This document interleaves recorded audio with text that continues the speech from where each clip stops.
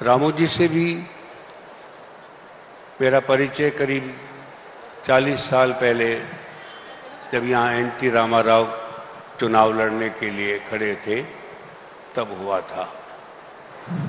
N t Rama Rao जी का पूरा चुनाव पूरे आंध्र प्रदेश में घूम करके मैंने देखा था, और उसी समय में मैंने रामू जी की कलम से भी पूरा परिचय किया था। उनकी भाषा, उनका दूरदर्शिता का जो उदाहरण था, वो मैं आज भी कभी भूला नहीं। उसके बाद से तो मैं बराबर उनके संपर्क में रहा।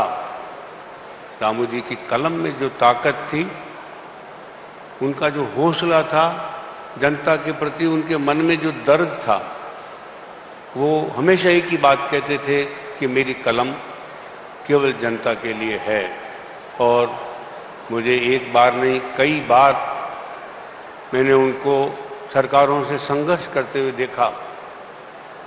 जीवन के अंतिम दिनों में भी वे संघर्षशील ही थे, और उनके सामने एक नई कई चुनौतियां एक साथ खड़ी थी। ये ईश्वर की कृपा कहिए कि अंतिम सांस लेने से पहले उन्हें कुछ राहत मिल पाई। रामू जी एक दृष्टा थे आंध्र प्रदेश के लिए। अब तो तेलंगाना, आंध्र दो हिस्से हो गए, पर उन्होंने जिस तरह से परंपरा और विज्ञान, आधुनिक जीवन दोनों का समावेश करने का प्रयास किया, कि आपके सामने है। फिल्म सिटी की परंपरा की बात नहीं थी, वो इस देश के लिए एक बहुत बड़ा योगदान था। लोग बरसों अभी तक, पीढ़ियों तक याद करेंगे उनके इस योगदान को।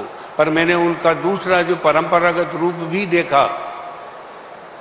उनकी 3 पोतियों की शादी देखी मैंने, जब तीनों ही पोतियों के दूल्हे के उन्होंने पांव धोए, जमीन पे बैठकर उनके चरण पखारे। ये इस देश की बहुत बड़ी महान देन है, इस दिव्यता है। मैं इसको दिव्यता कहूंगा कि दिल से वो इतने गहरे भी थे, इस आस्था से जुड़े हुए भी देखा मैंने।